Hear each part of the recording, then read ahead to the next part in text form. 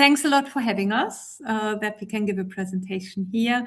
And we very much enjoy the collaboration. I mean, it's very, very nice to have the chance to impact on the development of data, which for us, as you will by the latest realize at the end of this presentation, is incredibly important for the Joint Research Center. Next slide, please. So Ilda and me, we are, and the next slide, please. We are working for the European Commission's Joint Research Center.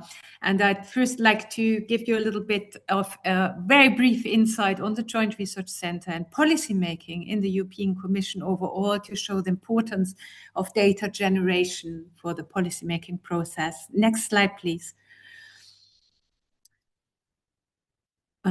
Yes, so the purpose of the European Commission Joint Research Center is to provide independent evidence-based knowledge and science supporting EU policies to positively impact on the society. And we do that with mainly three overall principles, which is anticipate. So we need to anticipate what kind of areas will be important for future policy making, right? To integrate, US researchers probably know that there is a lot of different disciplines that are not connected. So the aim is to connect different dots that fit together. And also certainly to have impact in terms of policy making. Next slide, please. So what is the European Commission's Joint Research Center? If you would put it at the national level, it would be like a research ministry, okay? So, and the European Commission has a lot of commissioners who are responsible for one specific area. So they, at the national level, the commissioners would be translated into ministers, right? So we have Ursula von der Leyen, who is a president, and then we have one commissioner, Ekaterina Sarajeva, who is responsible for research. Next slide. So these both are in some way the big bosses of the Joint Research Center.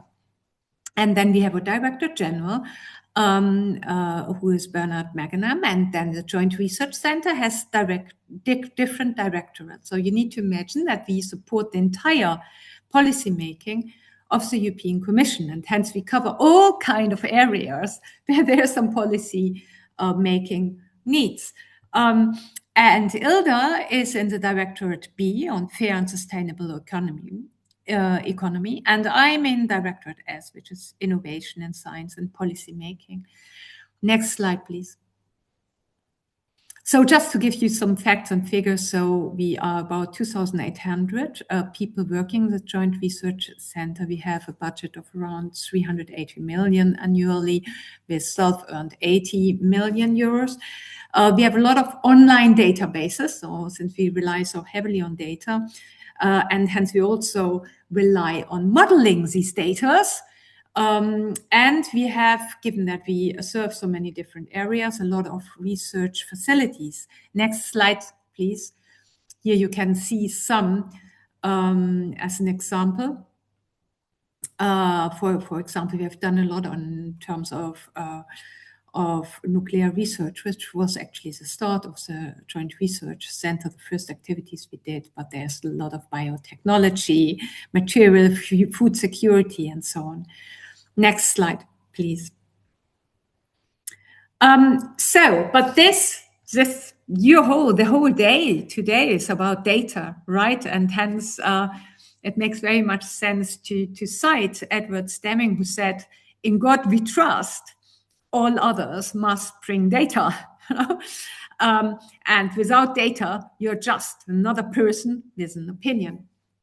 Next slide, please. So data is in some way the backbone of any kind of EU policy making. And I mean, I don't have enough time to talk really properly about the policy cycling of EU policy making, but I just want to touch on the main things where data is so obligatory for the policy making process. The first, I already mentioned anticipation for the European Commission. It starts with an initiative. Oh, we need to have a policy in a specific kind of area, right? And then it writes some kind of proposal. And this proposal needs to go through an impact assessment.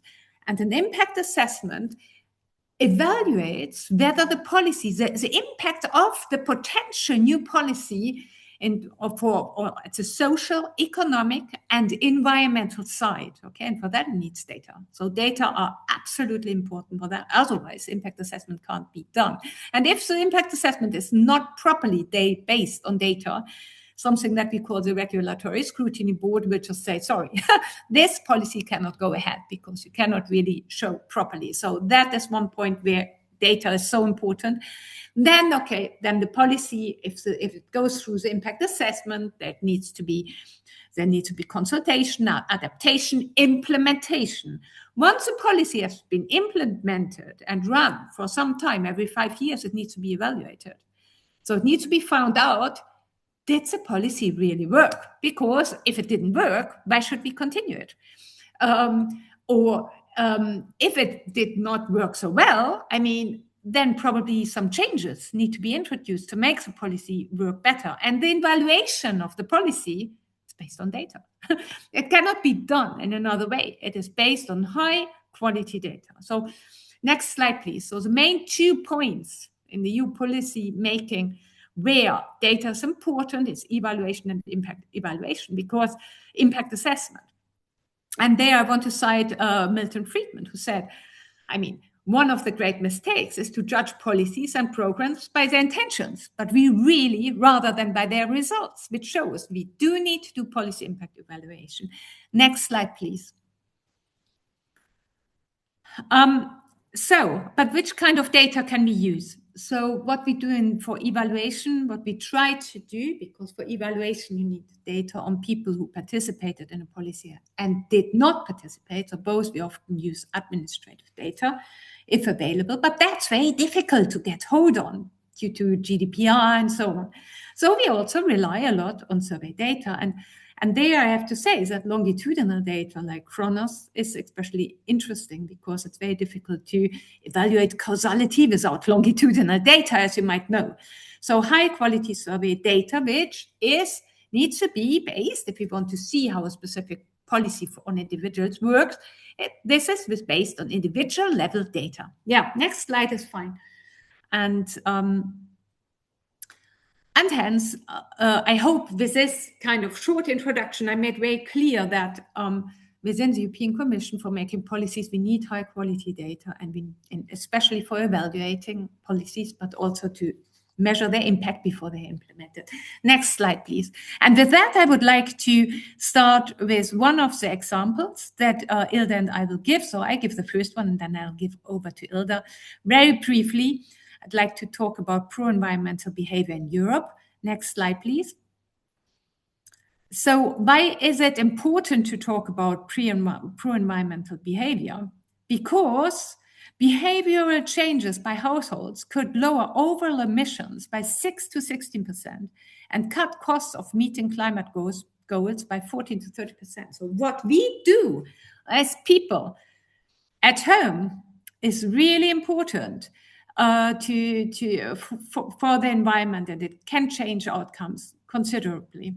So what did we want to do? We just wanted to investigate pro-environmental behavior in Europe across individuals, countries, and times. And for that, we used descriptive analysis and also multi-level regressions. We used for this data collected by the European Commission. It's a special Eurobarometer data on climate change, which covers 5 pro-environmental behavior merging waves 2013 to 2023. And here you see on this first graph, you see the share of people engaging in pro-environmental behavior.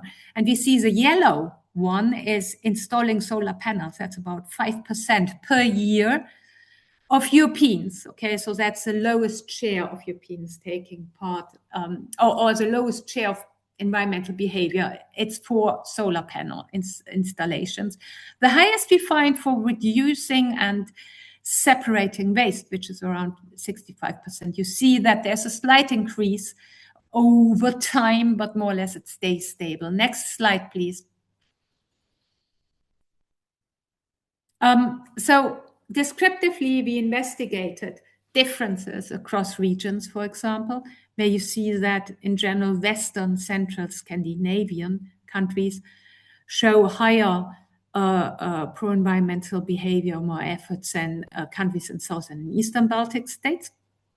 But this is linked to many different background factors, which we investigate further. Another idea was to look at cohorts, right? So we cannot differentiate cohort age effects, but if we thought perhaps Generation Z would be the one that would be showing the highest share of environmental behavior, which is indeed the case for use of alternatives to car. But for others, it actually shows the share among Generation Z people is the lowest. But over time, they caught up, the youngest people caught up with older cohorts. Next slide, please.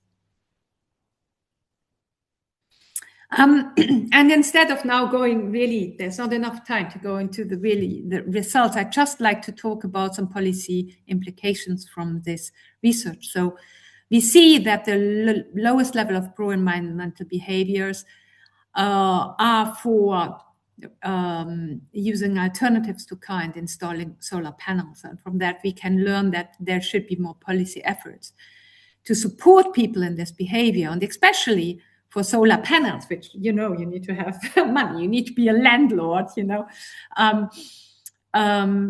their obligations for landlords might help, and subsidies on this, especially for people on low income, might support the installation of more solar panels. We also found that country level income, links directly to country level behavior. So any kind of policies reducing inequality are most likely to lead to higher engagement for the environment at home. We also find that GDP, so how rich a country is, has a positive impact on pro-environmental behavior, whereby this link decreased over time. And looking at the individual level, we find that those people who are most concerned about climate change and who feel responsible are also those who show most engagement, which suggests that education remains an important tool for encouraging pro-environmental behavior. And with that, this example has finished, and I would like to give over to Ilda for the second example. Thank you, Sylke. Hello, everyone. I'm Ilda Dreoni, and as Sylke mentioned, I work at the directorate bit. So I'm going to talk you through, so in our unit, we work a lot with models, which is this Euromod model, which we use for policy analysis that builds, maybe next slide that there is the graph. So yeah, builds on a lot of data sources. So I'm going to talk you through a bit what we do, how we fit the policy, just to give you an understanding of the huge amount of data and how much actually our work appreciate production of new data sources, especially because it's so. Where I work mainly on this project called Green Euromod that uses our original Euromod model, or also for making analysis of distributional impacts of environmental policies and other policies. And so it's a set of chained model, actually, this Green Euromod, that relies for each part of the model, rely on a different data source. So we have Euromod, basic Euromod, that relies on the Sylke survey, based on from which we get many variables on income and all other sort of household socioeconomic demographics for our analysis. Then we have an extension. We have all this consumption extension that relies on HVS data, so expenditures data. And then we have a third extension, which is Green Euromod, that relies again on another set of data that estimates sort of environmental footprints of household consumption and household behavior. Next slide, please. So one of the main steps that we do, and again, I brought this example just to, explain how data generation is super important for us to get new data, because what do we do? To make more complex analysis, because we need to evaluate both economic, no, what happens on the economic side, on the consumption side. We rely, for instance, on statistical matching, no, which is not the best way of, no, you lose quite a lot of information. So in our case, to carry on our policy research, we rely on this kind of matching, but we also try to, um, find as much as possible other sources of data that we can incorporate in our model to expand the type of analysis that we can do with our model. Next slide, please. And okay, so, and this is one example of one of the analysis that we did on using this set of chain data, linked data, together with our modeling effort to look at some topic related to these environmental policies. Specifically, we did some work on these energy poverty indicators with the aim to compare. It was a work about checking the relevance, the import, like how good are different sources of data and different sources of indicators to try and monitor this phenomenon that is, for instance, something relevant about in European policies. No? So this was one example that uses, you can see the subjective indicators come from one source of data, and the expenditure-based indicators instead that we work on for this topic come from the expenditure-based indicator that was a data set that we say, no, they are all statistically matched to be used in our model. Next slide, please. This is another example on another, this is another work, this is another report that we published to inform, to provide, again, focusing on the theme of environmental impacts, of distributional impacts of environmental impacts, and through the ability of our modeling and the ability of all this data. So through the fact that we have all this set of data together, we're actually able to represent, we made these calculations to kind of represent the level of environmental footprints. No? So the year to produce this kind of results, we use 3 different set of data sets, all brought together within our modeling framework. And what is the advantage of our full modeling framework? That is, it allows us to do analysis that are harmonized, consistent across all Europe, right? So we do a lot of work on developing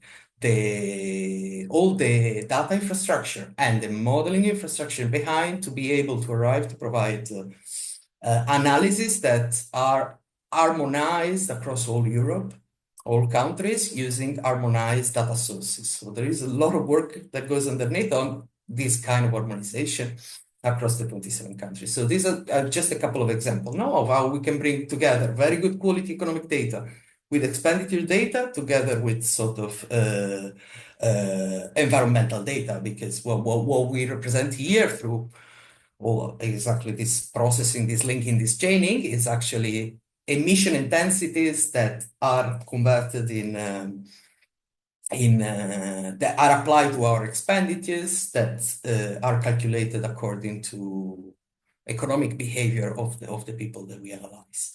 So it was just to give you a general example of how important different data, and especially how welcome new set of data that allow us to perform further analysis along these lines without the need of producing all this integration that comes now with some limitations sometimes. This next slide.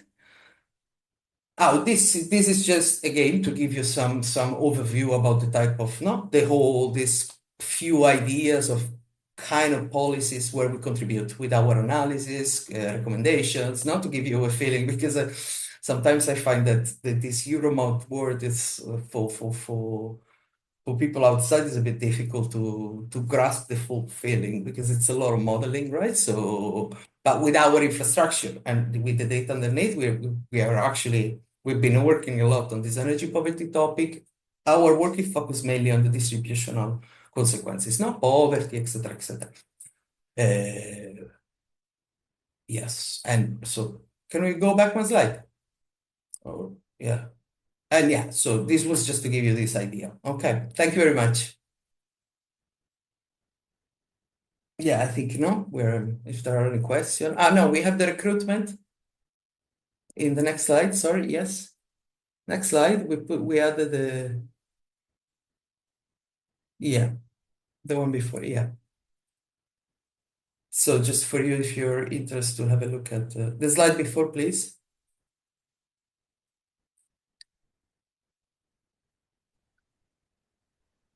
I think it's moving. It's the images. I think it should be okay. I think if you images to show that we are recruiting across a lot of areas, right? That's the idea, but it should end with a hashtag to get so for participants, yeah, to if they're interested about more information, we added the I think it's just repeating, but yes, we can share perhaps can share perhaps the link in a chat. So, exactly. Yeah.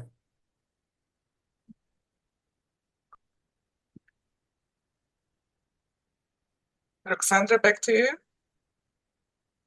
Sorry, I was just trying to see if I can put that QR code. It's an animation. I think that's why it gets a little bit confused. Thank you very much, Sylke and Ilda. Thank you for the presentation. Are there any questions for our colleagues from the Joint Research Center? Any policy-related questions? Can I just clarify the data that you mentioned? Are they all accessible? Because some are surveys, and I noticed, but some others, how would a researcher access all the information that you shared with us? So maybe I can reply for the Euromod data. The Euromod data are free of access, but for research purposes, they rely on the infrastructure of Sylke and HBS, and you can access all the Euromod data. So together matched, no, the Sylke together with the model, simply by writing, to Euromod, you need to, have a research RPP, we call it, which is a research. Basically it's a form that you need to fill in to access these Euromod data, which are prepared by the whole team, etc., etc., etc., in an harmonized way, and then you can access them free of access together with the model. Otherwise, I mean, they are Sylke and HBS; those as well are accessible through Eurostat, and you need to justify it. So you need to be affiliated with an institution, and you need to justify that you use it for research. But the harmonized one, yes, the green Euromod, the part on the environmental extensions, they're not accessible yet together with the infrastructure, but they will be in the future. And just to answer from my side, so what I showed was Eurobarometer data. So Eurobarometer data is collected regularly. There are the special waves and so on. They are all freely available normally 1 year after they've been collected over an institute which is called CESSDA. It's available like European social survey data, right? So on one side, there's a survey data, but I was also talking about administrative data. Administrative data is registered data, like you could, for example, imagine in the Netherlands or wherever, you collect taxes, and hence there's a ministry that has data on households paying taxes and background information and so on. So this is administrative data, but as you know, this is a very sensitive data, so it's very difficult to get hold of that, even if it's for purposes of research, and even if it's completely anonymized, it's very, very difficult to get hold of it. And in order to work with these kind of data, we are always in collaboration with the administrative data holder, whether we can get it or not. But normally this requires a lot of communication and negotiations and contracts and all kind of stuff. Yeah, thank you for explaining. I think it's important work that's being done in the back. I think as researchers could then reuse, but it's a lot of how to actually harmonize all the elements so that it could actually be compared across the countries. There are perhaps some other questions from colleagues or comments. If you're interested in harmonized data, part of our project, we're working with our colleagues at GESIS, and they have been trying to harmonize data across different surveys and research infrastructures, including the Eurobarometer. So they have done an analysis of the questions to see the overlap in terms of like the conceptual overlap of these questions, and then they have merged and harmonized data from different sources. And that is available. I will post the link in the chat, but that is available. It ends up with data sets. This is clearly for people who have more kind of technical statistical skills, but you can end up with data files of over 1 million data points, which I think is quite useful if you're looking to do more in-depth analysis and more complex analysis, even in terms of modeling, maybe. So also the Eurobarometer, I think if you remember in the first session, David mentioned that we have looked at the questions as well from the Eurobarometer, and those have been also integrated in the inventory of items. So if you're looking for a particular question, you can look in the inventory, and then it will point you specifically directly at the Eurobarometer that is relevant, that you will need to then find on the GESIS archive website to download data. Okay, so I think we're on to the next data session, exercise session. Julia, do you want to introduce it? Well, we actually have very good with time, and we have a bit more than 50 minutes. I would say even 1 hour till 2:30. And the idea is just to keep working on what you started before lunch. So now it's not only the analysis, but also you need to create a small output. It can be an infographic or 1, 2, 3, up to 4 slides